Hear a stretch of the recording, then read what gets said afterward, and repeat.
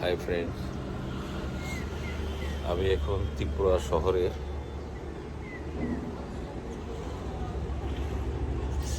খয়েরপুরে আছি আমার মামার বাড়িতে। কালকে রাতে এখানে ছিলাম। আমার মামার বাড়ির আশেপাশের দৃশ্য, আসাম হাইওয়ে রোড পাশে খুবই সুন্দর একটা লোকেশন, খুবই চমৎকার। আকাশ মেঘলা, মনে হচ্ছে খুব জোরে সোরে বৃষ্টিপাত হবে। দেখেন আকাশের অবস্থা, একদম অন্ধকার হয়ে আসছে।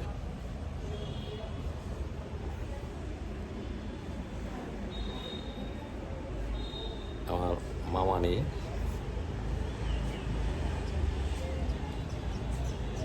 উনি পৃথিবী থেকে আমাদেরকে ছেড়ে চলে গেছে। মামার মনটা ভীষণ খারাপ।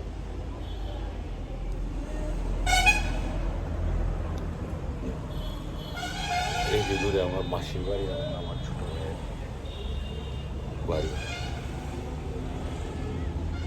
এই যে মামার বাড়ির পুকুর, সেই পুকুরে মামা আর আমি একসাথে সাঁতার কাটতাম, স্নান করতাম। কিন্তু মামা নেই বলে আজ পুকুরে আর নামিনি। আমার জন্য ভীষণ খারাপ লাগে, বাড়িটা শূন্য শূন্য মনে হয়। মামিও বাড়িতে নেই, ওনার মেয়ের বাড়িতে আগরতলা শহরে আছে। রাত্রে মামির সাথে দেখা হবে, যাব।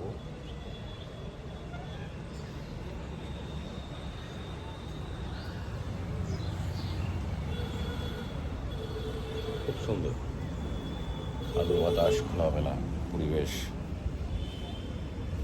এই যে মামার বাড়ি দেখেন কত বড়, কত বিশাল বাড়ি। এই বাড়ির ভিতরে 3টা পুকুর ছিল, এখন অবশ্য একটা দুটো নাই, ভরাট করে ফেলেছে। আশেপাশে অনেক ঘর বাড়ি হয়ে গেছে।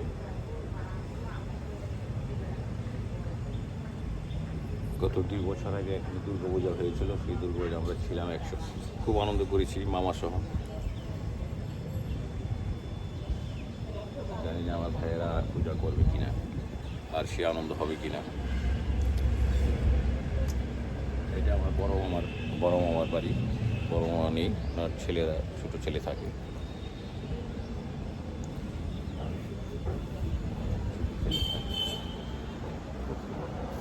খুবই চমৎকার আমার ভাই। এই যে মামার বাড়িতে মোবাইল ফোনের নেটওয়ার্কের সিগন্যাল টাওয়ার, সেই কোম্পানিতে আমার ভাই চাকরি করে, জব করে। এখন ওর সাথে ওর গাড়ি নিয়ে আমি বেরোব, আগরতলা শহরে যাব। ও আমার বোনের বসে নামিয়ে দিয়ে অফিসে যাব। সন্ধ্যার পর ওর সাথে আবার দেখা হবে।